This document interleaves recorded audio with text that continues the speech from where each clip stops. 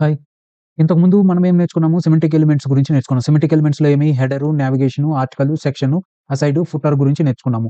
ఈరోజు వచ్చిందనేసి మనం ఏం నేర్చుకుంటాము? Main, address. మెయిన్ అంటే ఏమి?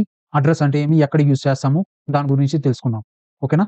ఇప్పుడు మెయిన్ అంటే ఏమి అనేది ఇక్కడ చూద్దాము. ఇక్కడ చూడండి main element is a symmetric element. ఇప్పుడు ఆల్రెడీ నేను చెప్పాను. ఇదేమి సిమెట్రిక్ ఎలిమెంట్ అన్నమాట. పర్పస్ ఏమో చూద్దాం. To define the primary content of the web page. అంటే ఏమి?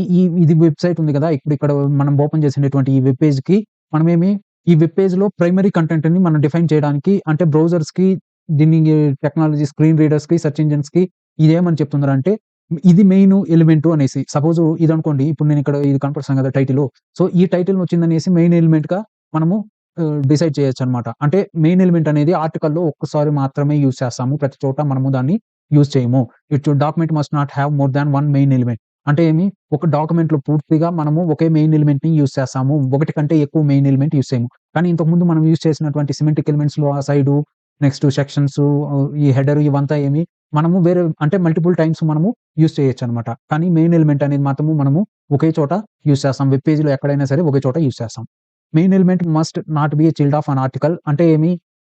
ఈ మెయిన్ ఎలిమెంట్ అనేదేమి అసైడు అంటే ఇంతకుముందు మనం యూజ్ చేసినాం గదా! ఆర్టికలు, ఫుటరు, హెడరు, నావ్ ఎలిమెంట్ అనే సిమెట్రిక్ ఎలిమెంట్స్ లాస్ట్ వీడియోలో చెప్పినాను.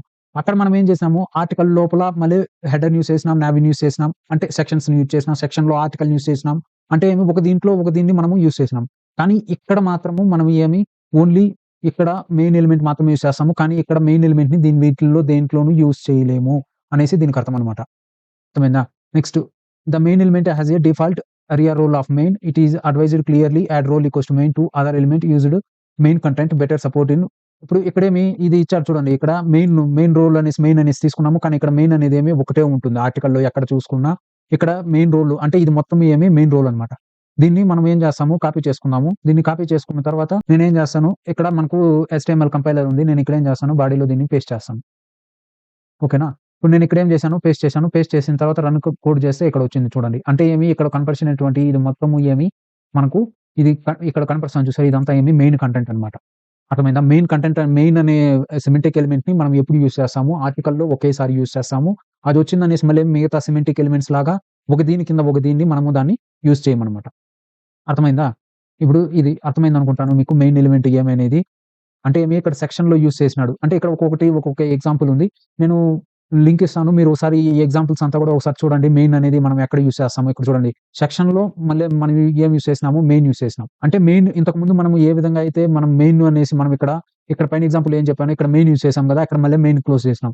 అదే విధంగానే ఇక్కడ section role equals to main అనేసి మనం యూజ్ చేసినామంటే అదే అంటే ఈ సెక్షన్ మెయిన్ అనేసి బ్రౌజర్స్‌కి వాటికి చెప్తుందనమాట. అర్థమవుతుందా? అంటే role equals to main use చేయడం వల్ల అంటే ఇక్కడ ఏమి ఇచ్చారు చూడండి using main with a section. అంటే సెక్షన్ లోపల మళ్ళీ సెక్షన్‌లో మెయిన్ యూజ్ చేస్తున్నామనమాట. అంటే ఈ స్ ఈ ఈ పర్టిక్యులర్ అంటే వేరే సెక్షన్ ఉందనుకోండి. ఈ వేరే సెక్షన్‌లో ఈ సెక్షన్‌ని మనం మెయిన్‌గా కన్సిడర్ చేస్తున్నామనమాట. అర్థమైందా? ఇప్పుడు మెయిన్ మీకు బాగా అర్థమైందనుకుంటా. మిగతా సిమెట్రిక్ ఎలిమెంట్స్‌తో పోల్చుకుంటే ఇది ఎలా పనిచేస్తుంది ఏమనేసి. Next address element. Address element అనేదేమి, contact information for the document article element. ఇప్పుడు మనము ఏదైనా ఒక ఆర్టికల్ తీసుకున్నామనుకోండి. ఇక్కడ ఏదో ఒక ఆర్టికల్ తీసుకున్నామనుకోండి. ఇక్కడ ఆర్టికల్‌కి ఒక బయో ఇన్ఫర్మేషన్ అనేసి ఉంటుంది. సపోజు ఇక్కడ చూడండి. ఇక్కడ ఉన్నది చూసారా? ఇది కాంటాక్ట్ ఇన్ఫర్మేషన్. ఇక్కడ మనం ఏం చేయొచ్చు? కాంటాక్ట్ ఇన్ఫర్మేషన్‌ని మెన్షన్ చేయొచ్చనమాట. ఓకేనా? అది ఎలా మెన్షన్ చేయొచ్చు? ఏమి అనేది దాని గురించి ఇక్కడ చూద్దాం. ఇప్పుడు ఇదొచ్చిందనే అడ్రెస్ ఎలిమెంట్ ఎందుకు మనకు యూజ్ అవుతుంది అంటే to symmetrically markup contact details. This could include email address, postal address, phone numbers, links to contact page. అంటే ఈ అడ్రెస్ అనేసి మనము ఈ ఎలిమెంట్‌ని మనం అడ్రెస్ ఎలిమెంట్‌ని యూజ్ చేయడం వల్ల బ్రౌజర్‌కి ఏమని చెప్తుందిరా అంటే ఇది అడ్రెస్సు అనేసి బ్రౌజర్స్‌కి, సెర్చ్ ఇంజిన్స్‌కి ఇదేం చెప్తుంది? ఇది అడ్రెస్ అనేసి చెప్తుందనమాట. అంటే మనకు బాడీ ట్యాగ్‌లోనే మనం బాడీ ఎక్కడైతే ఉంటుందో అక్కడే దీన్ని అడ్రెస్ అనేదిని యూజ్ చేస్తామనమాట. అలాగే ఆర్టికల్ ఎలిమెంట్‌లో కూడా దీన్ని యూజ్ చేస్తాం. ఆర్టికల్‌లో మళ్ళీ దాని కింద మళ్ళీ అడ్రెస్‌ని మనము యూజ్ చేస్తామనమాట. అంటే ఈ అడ్రెస్ అనేది కాంటాక్ట్ ఇన్ఫర్మేషన్ అలాంటిదేమీ లేకుండా ఉన్నప్పుడు ఈ అడ్రెస్ ఎలిమెంట్ అనేదిని యూజ్ చేయొద్దండి అనేసి. ఎందుకంటే ఈ అడ్రెస్ అనేసి మనకు ఎలిమెంట్ యూజ్ చేస్తాననే బ్రౌజర్స్ గాని, సెర్చ్ ఇంజిన్స్ కానీ ఏం చేసుకుంటుంది? ఈ అడ్రెస్ అని కనపరుస్తుండగానే ఇది అడ్రెస్ అనేసి కన్సిడర్ చేసుకుంటుందన్నమాట. Default styling browser extracts the content of the address element in italics by default. This can be overridden within CSS. మనం సపోజ్ ఈ అడ్రెస్ ఎలిమెంట్‌లో వచ్చిందనేసి మనము ఏదైనా ఒక మెన్షన్ చేస్తున్నాము అంటే అక్కడ వచ్చిందనేసి అది బ్రౌజర్ ఆటోమేటిక్‌గా అది ఏంగా తీసుకుంటుంది? ఇటాలిక్‌లో తీసుకుంటుంది. ఒకవేళ నువ్వు దానికి సెపరేట్ ఏదైనా ఎక్స్ట్రా డెకరేషన్ చేయాలంటే నువ్వు సీఎస్ఎస్‌లో గాని దానికి సెపరేట్ ఫైల్ గాని రాసినావంటే అది ఆటోమేటిక్‌గా తీసుకుంటుందన్నమాట. లేకపోతే నువ్వు సీఎస్ఎస్ గాని రాయకపోతే అది ఆటోమేటిక్‌గా ఏం తీసుకుంటుంది? ఇటాలిక్‌లో తీసుకుంటుంది. The address element is considered flow content. చూడండి. The address element can contain flow content but cannot have section, header, footer, nav, article, aside elements as children. అంటే ఈ అడ్రెస్ ఎలిమెంట్‌లో వీటినన్నిటిని మనము యూజ్ చేయలేము అనేసి దానికి అర్థం అనమాట. ఇప్పుడు నేను ఇక్కడ ఒక కంపైలర్ తీసుకుంటున్నాను. నేను ఇక్కడ ఏం చేస్తాను, ఇప్పుడు నేను దీన్ని మొత్తాన్ని మెయిన్ అనేది మీకు అర్థమైంది కదా! ఇప్పుడు నేనేం చేస్తాను, అడ్రెస్ ఎలిమెంట్ తీసుకొని అడ్రెస్ గురించి టైప్ చేద్దాము. మీకు బాగా అర్థమవుతుంది. నేను అడ్రెస్ తీసుకున్నా. నెక్స్ట్ ఏం చేస్తున్నాను, క్లోజ్ చేస్తాను. మనం ఏదైనా తీసుకుంటే దాన్ని ఏం చేస్తాము, క్లోజ్ చేయాలన్నమాట. ఓకేనా? ఇక్కడ చూడండి. అడ్రెస్ తీసుకుంటున్నాం కదా! సో, ఇక్కడేమి అడ్రెస్ తీసుకున్నాం. సారీ స్పెల్లింగ్ తప్పు. ఇప్పుడు నేను ఇక్కడ అడ్రెస్ ఎలిమెంట్ తీసుకున్నాను. ఈ అడ్రెస్ ఎలిమెంట్‌లో నేనేం చేస్తాను, టైప్ చేస్తానన్నమాట. సపోజ్ నేనేం చేస్తున్నాను, చిత్తూరు. ఓకే. ఇక్కడ చూడండి ఆటోమేటిక్‌గా ఏమవుతుంది, చేంజ్ అవుతుంది. నేనేం చేస్తున్నాను, ఆంధ్రప్రదేశ్. నెక్స్ట్ ఇప్పుడు నేను ఇక్కడ నా పేరు రాస్తాను. ఆగారపు. ఓకే. ఆగారపు రమేషు, చిత్తూరు, ఆంధ్రప్రదేశ్. ఇది అడ్రెస్ అన్నమాట. నేను ఇక్కడ ఏం చేస్తాను, ఈమెయిల్ రాస్తాను. ఇదేమి నాది ఈమెయిల్.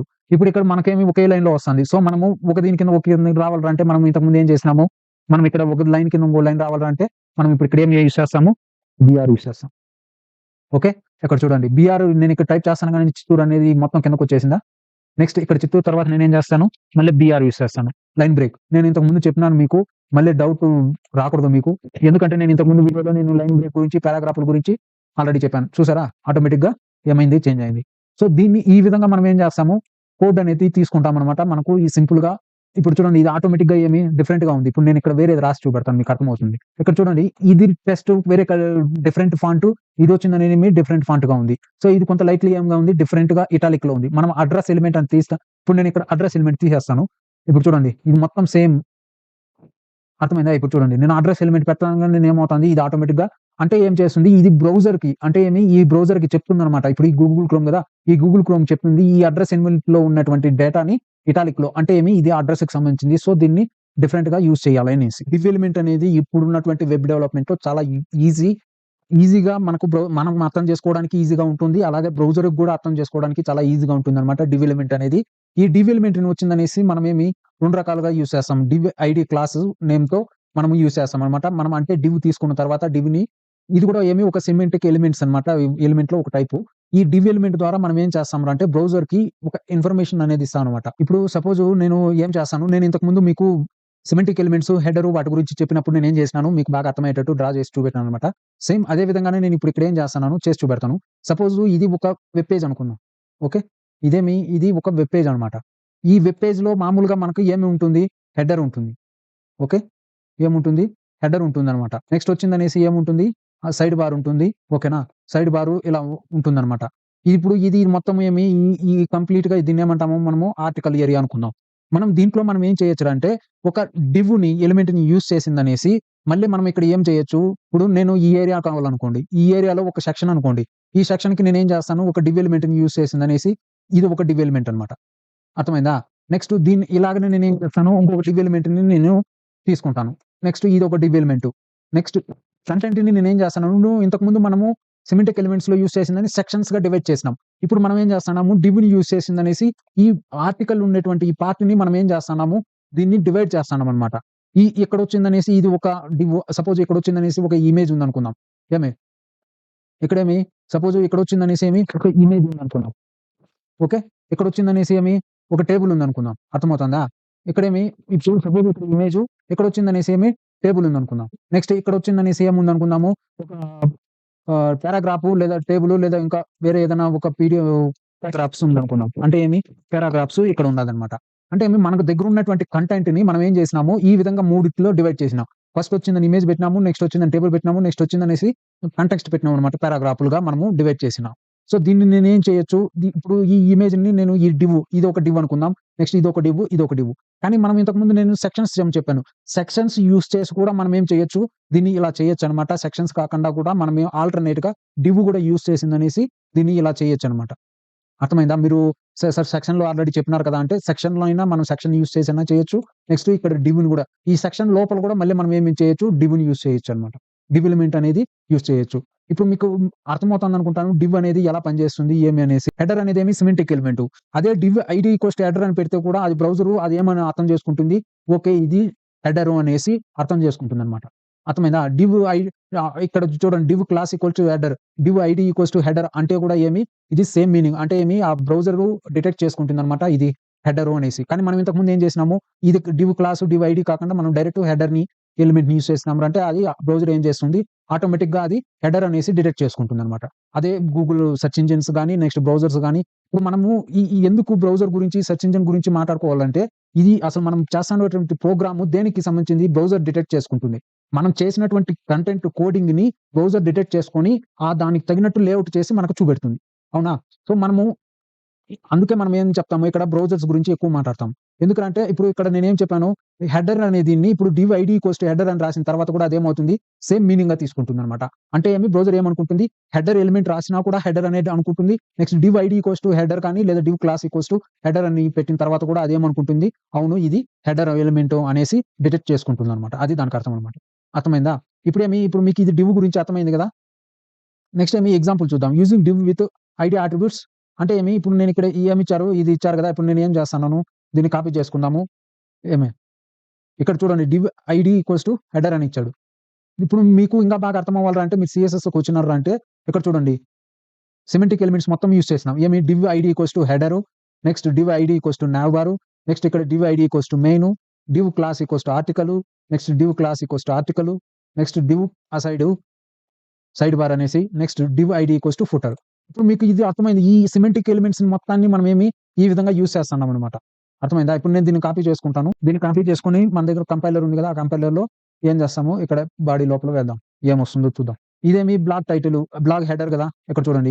ఇది div ID equals to header. హెడర్‌లో మళ్ళీ ఏం చేసాం మనము పారాగ్రాఫ్‌గా రాసాము. కానీ దాన్ని ఏంగా తీసుకునిందది బ్లాక్ టైటిల్‌గా అంటే హెడర్‌గా తీసుకునిందనమాట. మళ్ళీ div ID equals to now అనేది ఇక్కడ నావ్ మనం మెన్షన్ చేస్తానంగానే ఇలా తీసుకునింది. ఓకేనా? నెక్స్ట్ మళ్ళీ div ID equals to end now bar అంటే ఇక్కడ దాకా ఇక్కడ ఎండ్ నావ్ బార్ అనేది ఎండ్ అయిపోయింది. నెక్స్ట్ ఇక్కడ దాకా మనకు హెడర్ అనేది క్లోజ్ అయిపోయిందనమాట నెక్స్ట్ మళ్ళీ డివ్ ఐడీ మెయిన్ అంటే ఆర్టికల్ మెయిన్ లోపల ఏం చేసుకున్నాము, మళ్ళీ ఆర్టికల్‌ని తీసుకున్నామనమాట. అర్థమైందా? ఇక్కడేమి ఈ ఆర్టికల్‌లో మళ్ళీ ఇక్కడ బ్లాక్ పోస్ట్ అనేది పారాగ్రాఫ్ కంటెంట్ అనమాట. మళ్ళీ దీంట్లో ఈ సెక్షన్ మనం ఇంతకుముందు ఏం చేసినాము, సెక్షన్స్ యూజ్ చేస్తున్నాం. అంటే ఈ సెక్షన్‌లో మళ్ళీ ఇక్కడ హెడర్ తీసుకుంటాంటిమి పర్టిక్యులర్‌గా ఆ సెక్షన్‌కి మళ్ళీ దాన్ని డివైడ్ చేసిందనేసి ఫుటరు, హెడరు అలా తీసుకుంటాంటిమి. కానీ ఇక్కడ మనం ఏం చేస్తున్నాము, డివ్‌ని తీసుకొని దాంట్లో మనం ఆ మెయిను, ఆర్టికల్, అసైడ్ అనేసి డిసైడ్ చేసిందనేసి దాన్ని అంటే ఇది ఎందుకంటే ఈ సింపుల్‌గా మనం అది కూడా యూజ్ చేయొచ్చు. కానీ ఇది కూడా ఆల్టర్‌నేట్‌గా యూజ్ చేయొచ్చనమాట. అర్థమవుతుందా? అదే యూజ్ చేస్తున్నాం గదా! మళ్ళీ ఇదెందుకు? మీ ఇష్టం అది. అంటే ఒక ఆప్షన్ ఉంది. రేపు మీరు ఇప్పుడు ఏఐ వచ్చింది. మీరు బేసిక్స్ నేర్చుకుంటున్నారు. ఏఐలో వచ్చి డివ్ అనేసి ఎక్కడన్నా కనపరిచిందిరా అంటే మళ్ళీ మీరు తలగొక్కోకూడదు గదా! డివ్ అంటే ఎక్కడొచ్చింది? అనేసి. సో, దాని గురించి చెప్తాననమాట. డివ్ అనేది కూడా మనము యూజ్ చేయొచ్చనమాట. దీంట్లో 2 అట్రిబ్యూట్లుంటాయి. Class attribute, next ID attribute. ఇవి మనం సీఎస్ఎస్‌కి పోయినామంటే దాంట్లో మనం దీని గురించి తెలుసుకుందాము. ఈజీగా మీకు బాగా అర్థమవుతుంది. ఓకేనా? ఇప్పుడు ఇది అర్థమైంది గదా! ఇప్పుడు డివ్ గురించి ఇంతే అనమాట. డివ్ గురించి మీకు దీంట్లో ఏదైనా డౌట్ ఉందా? డివ్‌లో మీకు ఇది సింపుల్ ఇంట్రడక్షన్ మాత్రమే. దీన్ని ఎక్కువగా టెన్షన్ తీసుకోవద్దండి. అంతా మీకు బాగా అర్థమవుతుంది. ముందు ముందు పోయే కొద్దీ మీకు అంతా బాగా అర్థమవుతుంది. Thank you.